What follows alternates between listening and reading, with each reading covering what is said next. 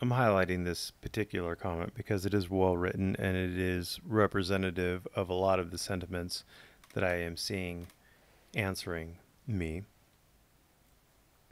And once again, I think that this number one misses the mark, and number two tries to draw from isolated incidents into a larger picture. And that's usually wrong. Sorry, John, but your analysis of the impartiality and truthfulness of the judicial system leaves a great deal to be desired. By you, yes, I'm sure you would desire me to say that it's entirely corrupt, but it's not. The motives to lie and cheat are numerous and compelling, but is the lying and cheating numerous and compelling? And I don't think the motives are as compelling as you think they are. Let me cite a few, he says. Okay, well, we'll let you cite as many as you need, Bubby. He's not gonna cite the numerousness of it though. He's just gonna try to cite the compelling. That's a spoiler alert. And you'll also notice he won't cite any of the reasons to not lie and cheat. Prosecutors lie because they want to win cases and be reelected. That is stupid. Prosecutors aren't witnesses. So what is a prosecutor going to lie about?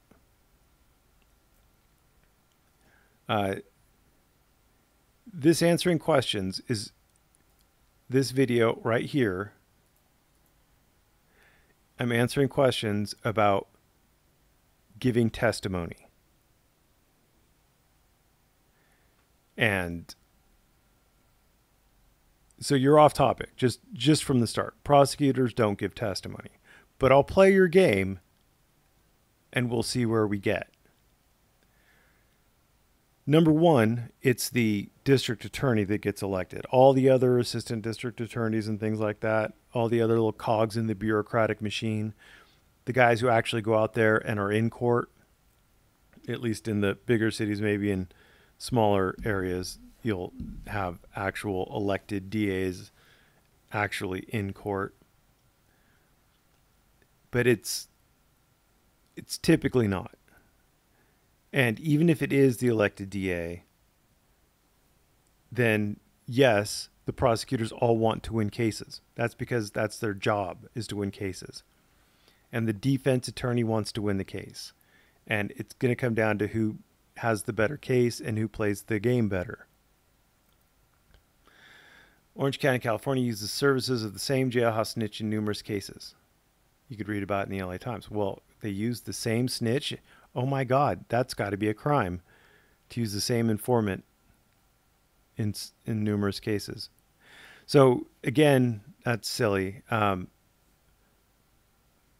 You could be a witness in multiple cases. That's not an issue. If there is some issue with this particular informant, then it is the role, the job, the duty of the defense attorney to impeach him, to show that his testimony isn't credible. Just like it's the job of the prosecution to show the defense witnesses aren't credible. And then the finder of fact, which I'm sure if you're using a jailhouse snitch would probably be a jury, then the jury can figure out whose testimony is more credible and what weight to give the various testimonies. That's not a lie to use the same jailhouse informant in multiple cases. There have been cases where prosecutors have advanced two different theories of the same crime against two different defendants. Yes, that doesn't mean anything. They're going for a conviction.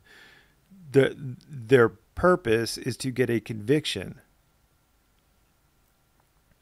I know Bobby and Betty wanted to kill Billy, but I don't know if Bobby shot Billy or if Betty shot Billy.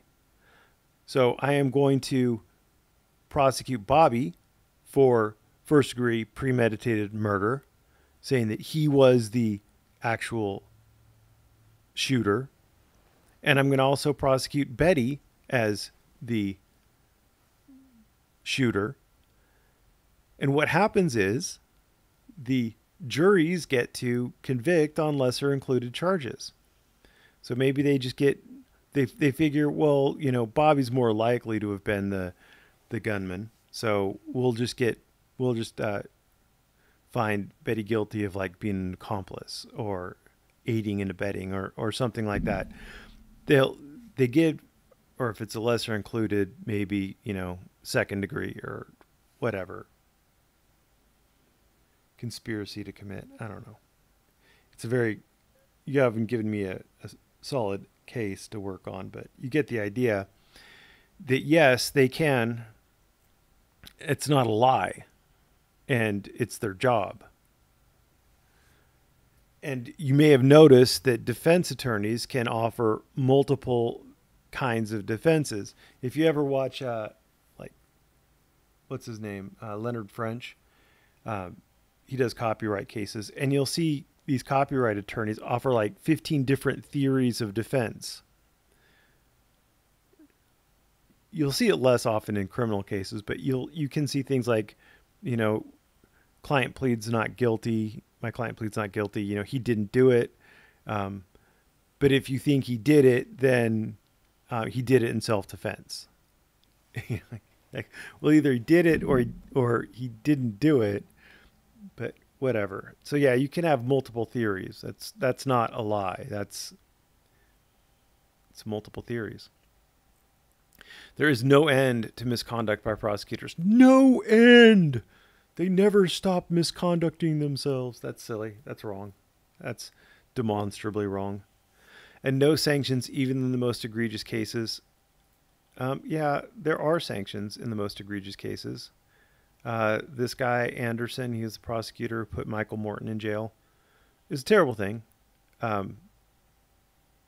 And he was stripped of his law license, and he was given 10 days in jail. He only served 5, and a $500 fine, and 500 hours of community service. And you may think, well, that doesn't make up for anything. That's true, but Michael Morton can also sue his ass. So the criminal sanctions are done, and now Michael Morton can sue the living shit out of him. And probably will. And he'll probably get Mr. Anderson's house and his car and his wife. Obviously he won't. But he'll take a big chunk out of him if he gets a good attorney.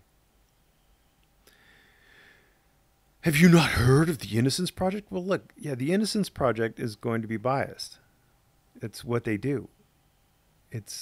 I don't have skin in this game. Innocence Project does. The whole thing, like, if it was pervasive, then you wouldn't have to find solitary cases. It would be pervasive. And you would start seeing more, you would start seeing sanctions get higher and fiercer. That's just what they do. There is a definite social problem if innocent people are getting convicted at too high of a rate. That tends to undermine the fabric of society. Society as a whole will work to address that issue. But so far, your whole compelling motive is that they want to be reelected.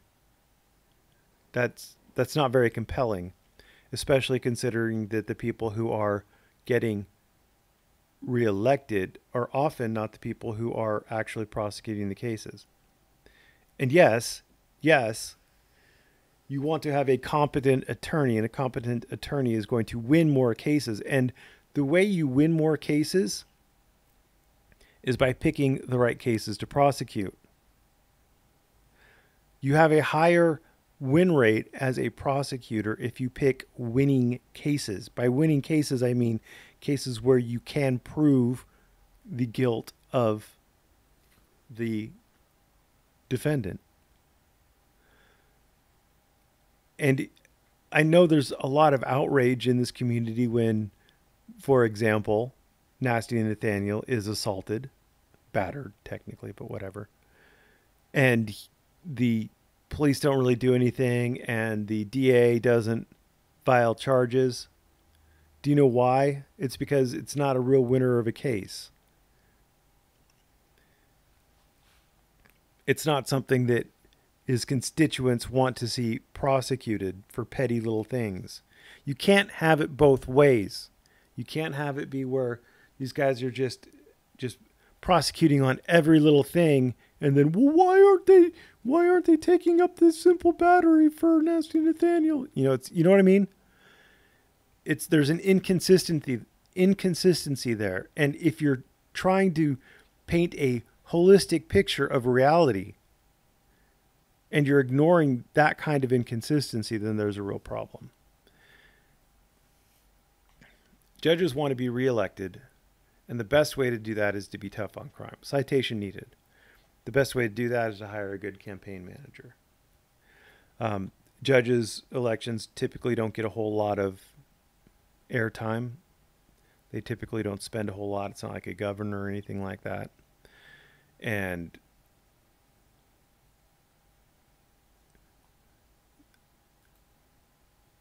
you also can be sanctioned, disbarred, if a judge or candidate for judicial office engages in political or campaign activity that is inconsistent with the independence, integrity, or impartiality of the judiciary. If you are convicting people, well, first of all, the judge doesn't always have the ability to convict people, and the judge doesn't give testimony. So it's when the judge is hearing the evidence. If the judge is the finder of fact, then the judge may have some particular influence on the outcome in that manner. But if the jury finds not guilty, then there's not a whole lot the judge can do. And remember, on the important cases, on the real cases, it's the jury who determines. Felonies, it's going to be a jury. Bigger misdemeanors, it's going to be a jury. So it sounds good on paper that judges want to be reelected, and the best way to do that is to be tough on crime. But number one, not all judges hear only crimes. And I have never seen a judge election on being tough on crime. So I would say citation needed, and show me the evidence. Show me the evidence. If you have evidence that a judge is, not anecdotal evidence, not post hoc evidence, but actual evidence that a judge, a specific judge, is finding people guilty who are not guilty, simply to be able to say that he's tough on crime, then that judge will get disbarred. And when is the last time you saw any election ever where a judge put up a conviction rate? Ever. Just cite one time. Anybody could say they're tough on crime.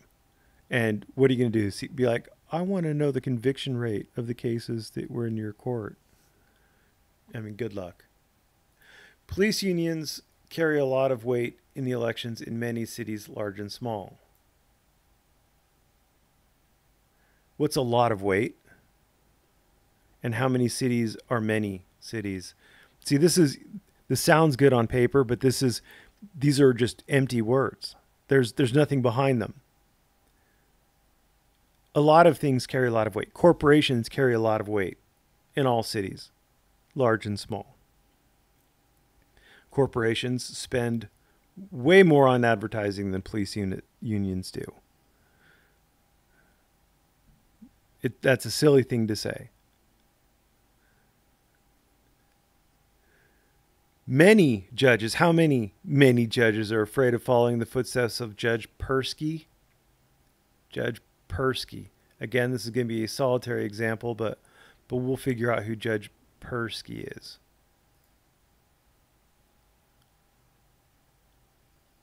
Oh yeah, the guy who gave a light sentence to what's his name, Brock Turner. people never understand that, but whatever. So that was a huge case that got a lot of attention, I think unwarranted attention. And they're relatively cushy. When was the last time you were a judge, Mike L? How do you know how cushy it is? These guys, from my experience, my rather limited experience, these guys have their fingers in a lot of pies. They have hearings all day that they have to know things about. They spend a lot of time reading files. I mean, it's as lawyers, we give them a lot of paperwork to go over. I would say it's not cushy. Judges, you can make more being an ex-judge than you can being a judge. There are alternative dispute resolution services that hire ex-judges and pay them quite a bit more than they could make as a judge. Quite a bit more. You don't go hungry if you are a judge in an alternative dispute resolution kind of company. A mediator, arbitrator, whatever. But it's not, I wouldn't say that it's necessarily cushy. I mean, just because they get to wear a black robe and sit behind a desk all day long doesn't mean it's cushy. Many judges are former prosecutors, and many judges aren't former prosecutors. So there you go. I hear this all the time. Many judges are former prosecutors. Sure. But that doesn't mean anything. It literally doesn't mean anything. Many judges are also former defense attorneys. And remember that they get elected, so many judges were never prosecutors or defense attorneys.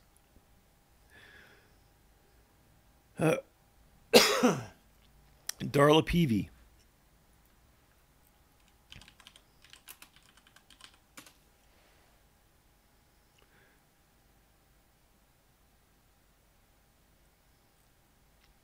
We all remember Darla Peavy, don't we? Darla Peavy is the judge. There we go, in the Freeman. She's a judge. Oh, I probably got to do this. Oh, good Lord.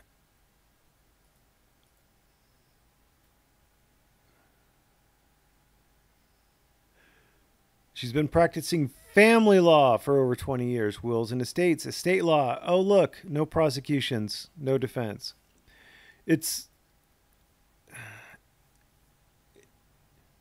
mean, maybe, I don't know how many is, but when you keep using words like many judges,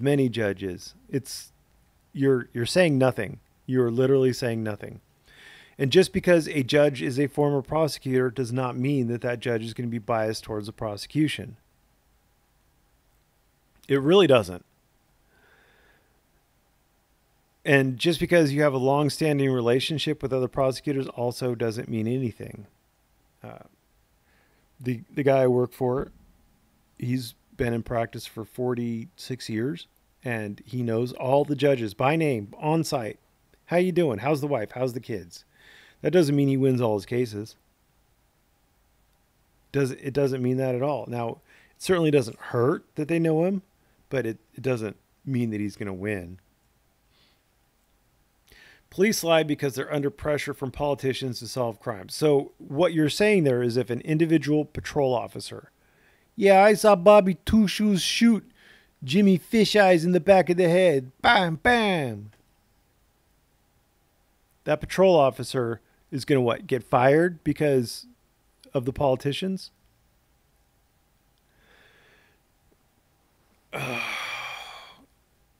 Are politicians under pressure to solve crimes? Theoretically, some of the higher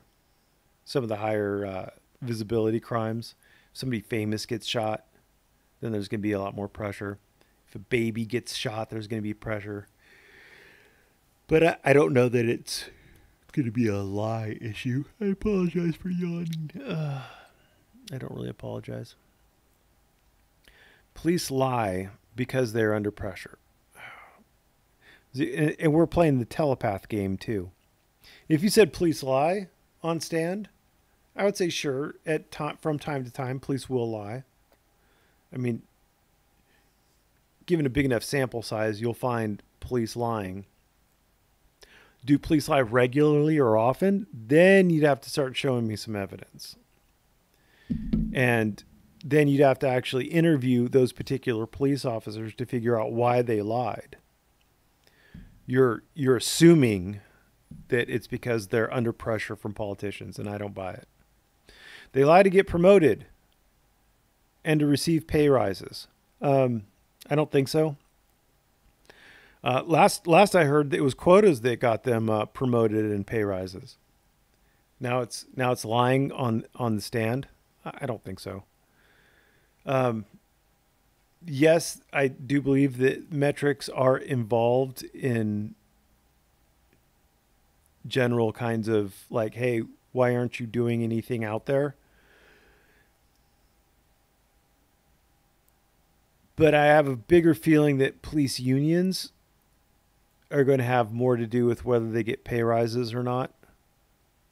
And promotions, from what I understand, there are exams, and the top performers in the exams get the promotions. I don't believe it has anything to do with lying on the stand.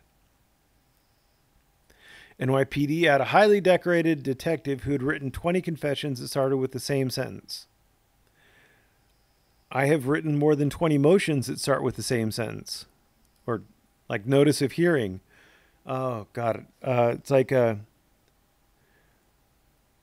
it's something about all parties and the attorneys to all parties. But yeah, there are some very formulaic things. Just because the same sentence is the same doesn't mean diddly. If that highly... So here's problems with this. If they find out, if you can prove, if the Innocence Project can prove that a judge was biased,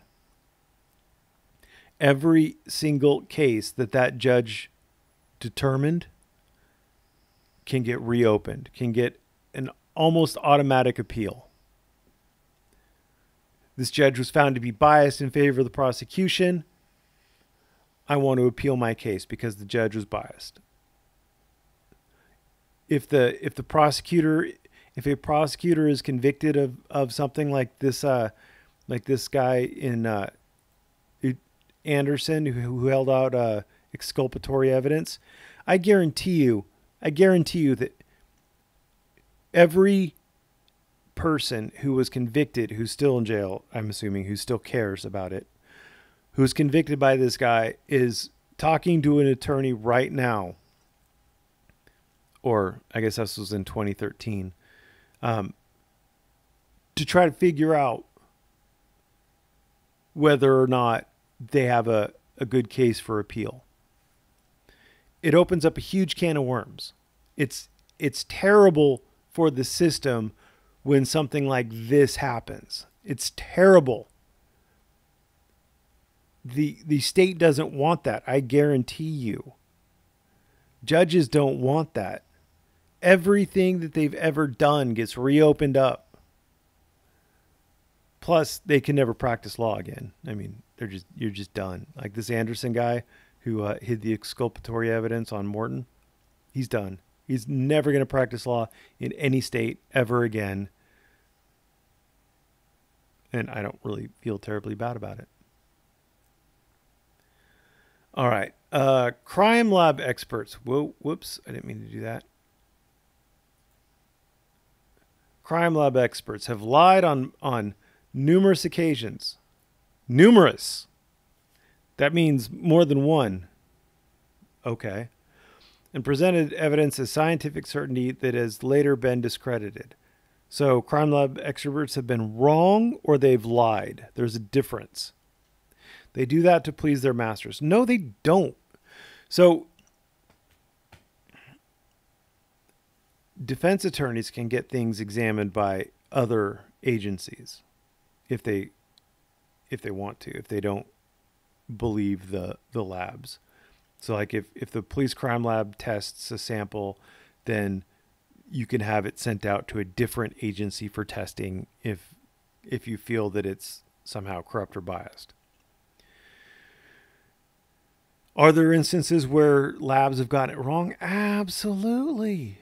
Sure. But that doesn't mean that it's a thing. Again, the crime lab experts, they get paid to do the crime labby stuff. They don't get paid based on convictions. And if it turns out that a crime lab, every time they test anything, it's always positive for drugs. Anything. If a defense attorney then has a sample independently analyzed by another lab and it comes back showing different, then all of a sudden every other sample they've ever done is now suspect, and they can reopen all these for appeal. It's silly. There's a case in Texas where a school principal was convicted of murdering his wife based on blood spatter testimony from a detective who took a 40-hour class. You could read the gory details in the New York Times.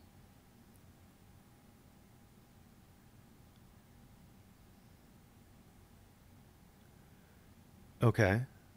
How many hours of class does it take, Mike? How many hours of class does it take to be able to give testimony on blood spatter? And what was the school principal's attorney doing at the time? It comes down to a question of weight on all of these things, and the finder of fact. If a school principal was convicted on murdering his wife, it's a murder conviction. That would be in front of a jury. A jury determined that he was guilty. And we don't know how much credit they gave to the detective's testimony. I don't, and I don't really care. If you really wanted me to see the link, you should have cited it, but I don't really care about newspaper links because they are sensationalized and propaganda. But how many hours does it take, and what was the defense attorney doing, and did the defense hire a blood spatter expert to testify on their behalf? Because they could have. Anyway, I hope I've shown you why what you're saying isn't as compelling as what you think it is, and why there are fewer motives to lie in court than you think there are. Thank you for watching. Have a great day.